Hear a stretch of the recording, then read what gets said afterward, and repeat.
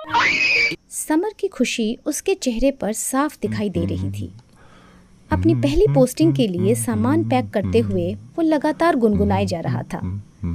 2 साल पहले Indian forest service की परीक्षा पास करके उसने ट्रेनिंग ज्वाइन की थी।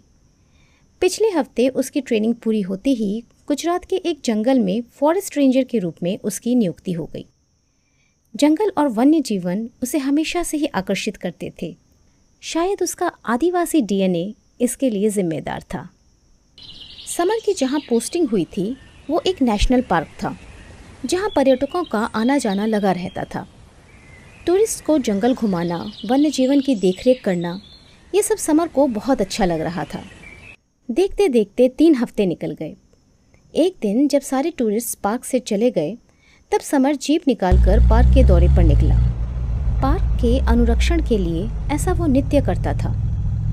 कोर एरिया का चक्कर लगाकर वापस आते वक्त अचानक उसे एक बच्चे की रोने की आवाज़ सुनाई दी। उसने देखा कि छोटी तलैया के पास एक 6-7 साल की बच्ची मुंह नीचे कर रो रही थी। उसने फौरन जीप रोकी और दौड़ के बच्ची के पास गया। बेटा, आप यहाँ क्यों बैठे हो?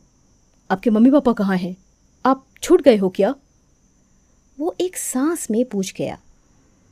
जवाब में बच्ची ने सिर्फ हाँ में सिर हिलाया। समर ने प्यार से ले जाकर उसे जीप में बिठाया और कहा, चिंता मत करो, मैं अभी ऑफिस जाकर तुम्हारे मम्मी पापा को सूचित करता हूँ। समर के लिए बहुत अजीब हो सकता है वो आ ही गए हो तुम्हें लेने। स्टार्ट की और स्पीड में बाहर निकल आया। सर्दियों की शाम थी। ऑफिस के बाहर उसे चौकीदार शंभू ने लगा था। गाड़ी घटना बताते अचानक समर को एहसास हुआ कि वो रास्ता हड़बड़ी में वो प्रभास को जंगल में ही छोड़ाया है। गूगल मैप या उस तरह का जंगल की तरफ नेविगेशन सिस्टम तो था नहीं। तो शंभू चिल्लाया। समर ने बैग से कहाँ जा रहे हैं साहब? निकाला, पर उसकी लाख कोशिशों के बाद उसे मैं जंगल में ही छोड़ाया। सोचा, अरे साहब, इतना प्रभास तो 3 साल पहले ही जंगल में छूट गया था।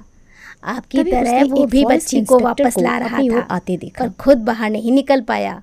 सर, उसकी बॉडी उसे तलैया के पास अगले दिन मिली थी। से पूछा, तब से वो भटकों को रास्ता दिखाता है, ऑफिस तक का रास्ता बता जैसे आज आपको दिखाया। मैंने अभी हाल ही में ज्वाइन किया है। उस नेशनल पार्क में समर 2 साल रहा। इंस्पेक्टर उसकी गाड़ी में बैठ गया। कई छोटी बड़ी रास्ता दिखाते हुए बाहर तक ले आया। प्रभास से 1-2 हफ्ते में पूरा जंगल याद हो जाएगा सर आपको। कई बार कोर के भी 1 महीना लग गया था। बाय द वे, मेरा नाम प्रभास है। से लौटते वक्त अचानक कहीं से 2 नकाबपोश अपना परिचय आकर उसकी जीप का पीछा करने लगे। थोड़ा आश्चर्य हुआ, दोनों के हाथों में जूनियर प्रभास को उसका नाम कैसे नहीं पता ली। समर पूरी तेजी से जीप भगा क्या कर रहे थे, पर घुड़सवार जंगल की शाम नहीं थे, सुरक्षित नहीं होती। कुछ ही देर में दोनों जीप के गाड़ी चलाते हुए समर ने हाथ के इशारे से पीछे तलवारें उठाई और कहा, धूल का बवंडर उठा और दोनों बच्ची जंगल में छूट गई थी।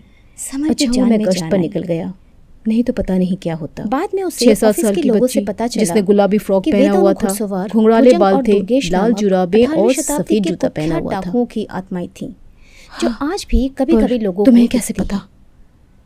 इसी तरह क्योंकि वो बच्ची आज नहीं बल्कि 5 साल पहले जंगल में छूटी थी उसके और दरवाजे सुबह पर उसका शव मिला था।